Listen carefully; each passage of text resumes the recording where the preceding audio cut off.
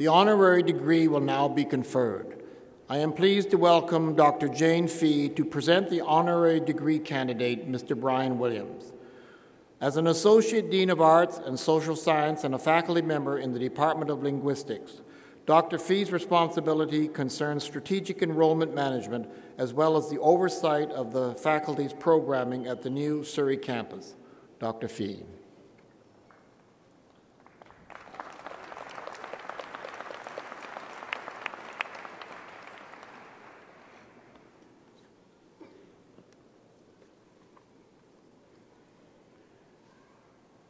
Mr. Chancellor, today we pay tribute to a man whose name is well recognized in homes around the world, most especially in Canada. Considered the Dean of Olympic sports broadcasting in this country, Brian Williams has earned the respect of broadcasting peers and international audiences through his contributions to some of the world's most exciting sporting events. Born in Winnipeg, Manitoba, Brian grew up in various cities in Canada and the US. He graduated from Aquinas College in Grand Rapids, Michigan, with a BA in History and Political Science. After a short career as a teacher, Brian quickly found his niche in the broadcasting world, and over a 32-year career with CBC and a move to CTV in 2006, he covered such prestigious sporting events as the Commonwealth Games, the Pan Am Games, the CFL, including 25 Grey Cups, the NFL, Major League Baseball, the World Figure Skating and World Curling Championships, the Rogers Cup tennis tournaments, and the International Ice Hockey Federation World Junior Championships. His Olympic broadcast experience began at the 1976 Summer Games in Montreal, and he has now covered a total of 13 Olympic Games, with his 14th planned for the 2012 Summer Games in London. Brian's down-to-earth, entertaining, and empathetic broadcasting style has come to represent the voice of the Canadian spirit in the world of sports. Canadians, as well as millions around the globe, were glued to Brian's every word in February of last year as he led the 2010 Olympic broadcast team for CTV and TSN. Supported by an all-star team of broadcasters and former Olympians, he highlighted for the world Vancouver's pride at being chosen host city and our welcoming spirit. He celebrated with us as Canada won an unprecedented number of medals, leading the world in gold medal wins. He received a Gemini Award as Best Host or Interviewer and was named Outstanding Broadcaster by Sports Media Canada for his contributions to the Vancouver 2010 Olympics. Brian has long been a champion of amateur sports and developing athletes, and is strongly committed to raising the profile of amateur sport in Canada. He also continues to demonstrate a remarkable spirit of volunteerism. He has a long-standing relationship with Special Olympics Canada and sits on the boards of directors of North York General Hospital in Toronto, Ronald McDonald Children's Charities, and the Tim Hortons Children's Foundation. He is a lifetime honorary member of Ronald McDonald Children's Charities and is on the selection committee for the Canadian Sports Hall of Fame. Mr. Chancellor, it is with great respect that I ask that, on behalf of the Senate of this university, you confer upon Brian Williams the degree Doctor of Laws, honoris causa.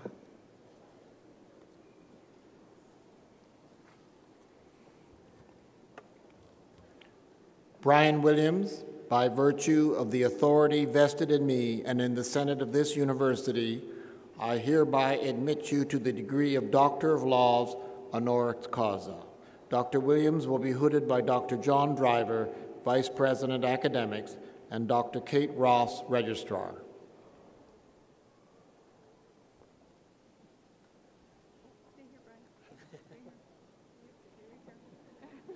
face the audience. Take your hat off. Great.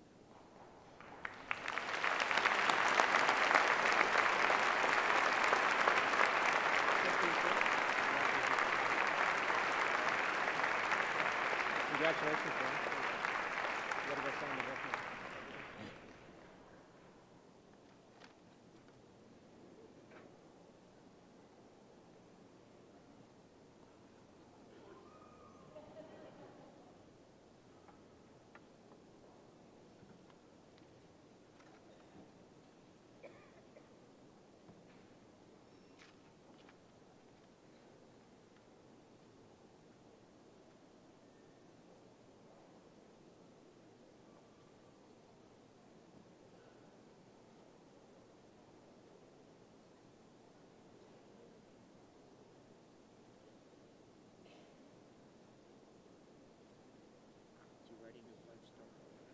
Is he writing his life story? Yeah, something like that. All 16 middle names.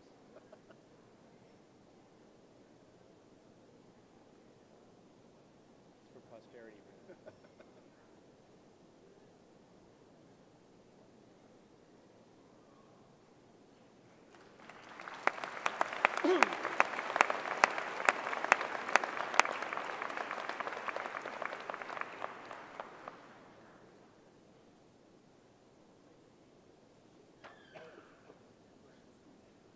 Down and up. It is with pleasure that I now call on Dr. Brian Williams for his convocation address. Dr. Williams.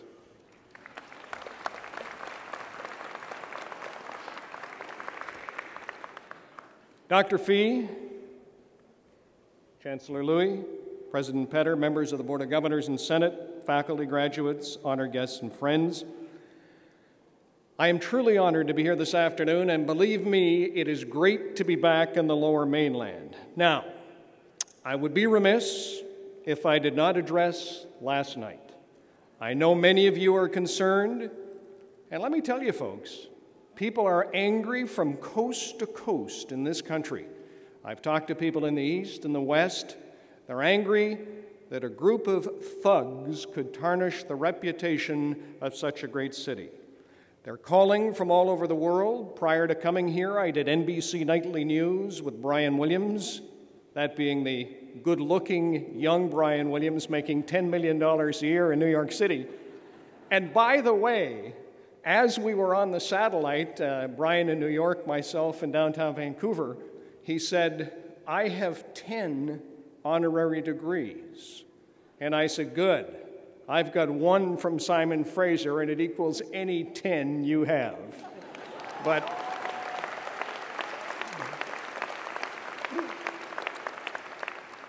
Brian, like so many others, was absolutely stunned. He wrote that love letter to Canada about the decency and integrity of this country when he was here. He asked me, will it hurt Vancouver? My answer is not in the long run. To quote your police chief, Chu, a graduate of this great university, these were anarchists disguised as hockey fans. They came with goggles. This is from the police chief this morning.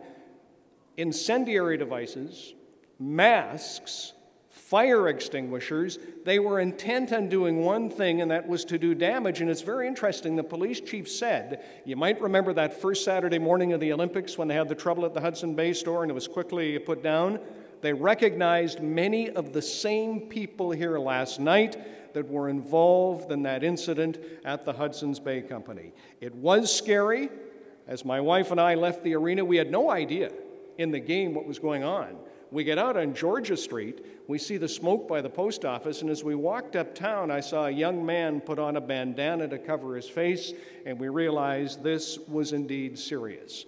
But I will tell you, people are calling into the police department. There's a website. They're downtown cleaning up. The people of Vancouver want these thugs caught. They want them arrested, and they want them punished, and the police chief has promised that will happen.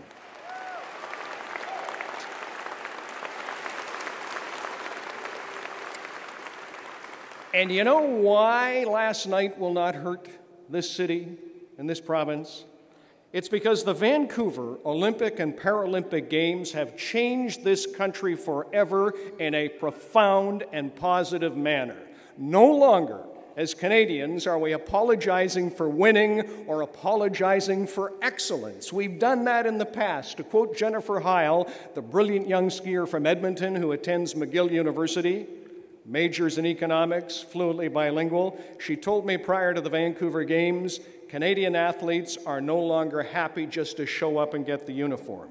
The outpouring of pride and patriotism in the streets. I'd get off the air at 11 o'clock at night and try to walk back to the hotel was like nothing I'd ever seen. I can remember sitting down with Dr. Jacques Rogue, the president of the International Olympic Committee, about 5 days into the Games, and I said, look, between the two of us, we've probably seen about 30 Olympic Games. Have you ever seen anything like this? And he replied, only in Sydney, Australia, and of course the Summer Games are bigger in number. I will tell you, about 6 days later, I ran into Dr. Rogue again, and he replied to me that Vancouver had surpassed Sydney as the greatest Games he had ever seen. And as I walked, and I think this is so important about our country. As I walked the streets at night, I would see faces of every color. New Canadians, recent immigrants, Canadians whose families have been here for generations, all wearing something or yelling something that said, proud to be Canadian.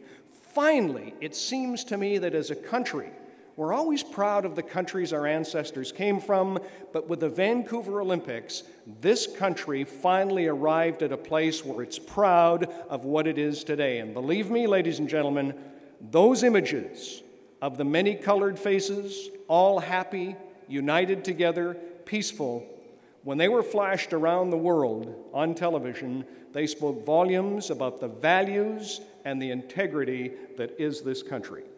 I can't close without talking about the Paralympics. My great friend Rick Hansen, who I've known for many, many years, Rick said to me, finally, we were treated as something more than an add-on. We weren't treated as oddities. We were treated with respect and dignity, both in the television coverage and in the attendance. I can remember doing the opening ceremony with 60,000 at BC Place Stadium, and I'll always remember when I closed off at Whistler, the closing ceremonies on a Sunday evening for the Paralympics, I used the line, the Olympic Games have changed Canada. Canada has forever changed the Paralympics. And our Aboriginal people.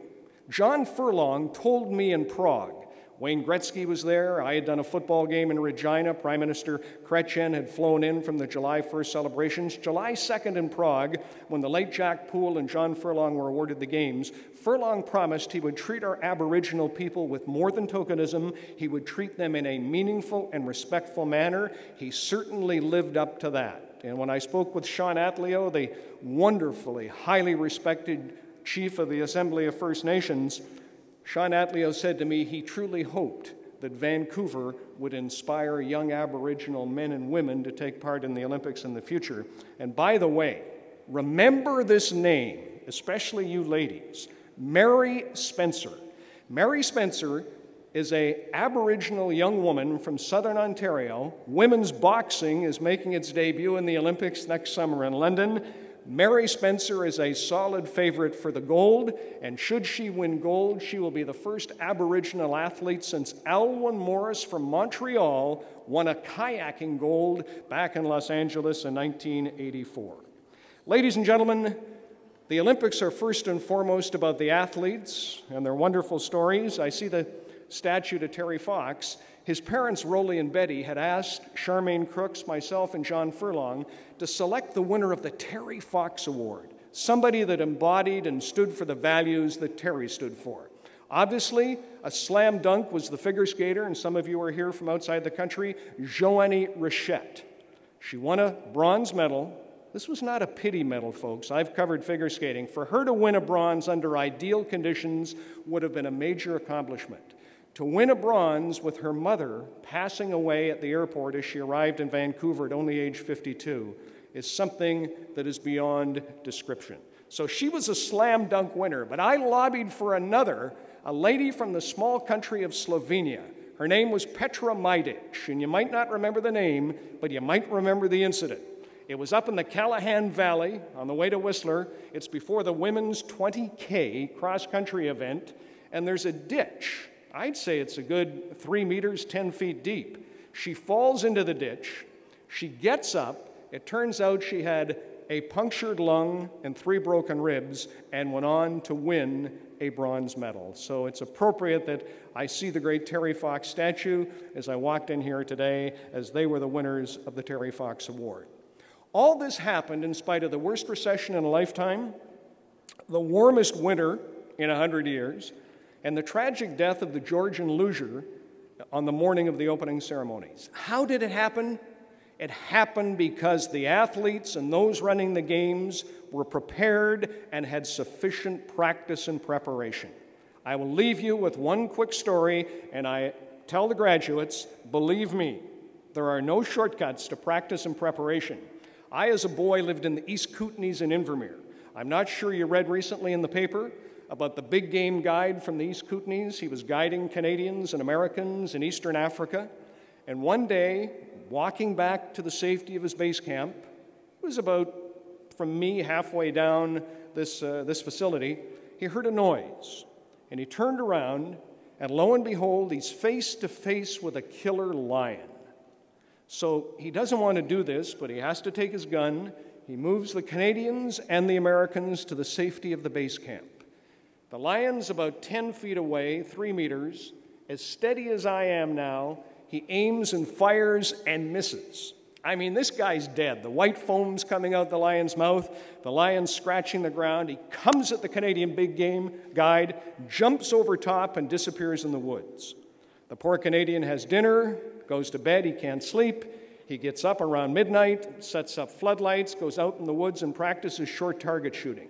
At first light, he's ready. This will never happen again. As he's taking down the targets, he hears a noise in the trees. He goes over and separates the bushes. Do you know what he sees, ladies and gentlemen?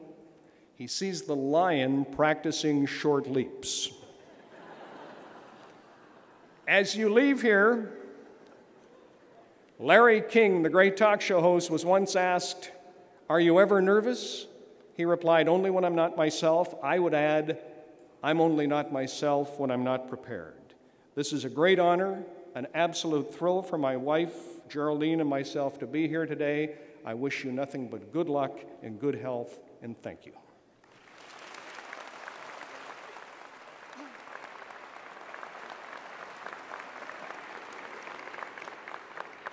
Thank you, Dr. Williams.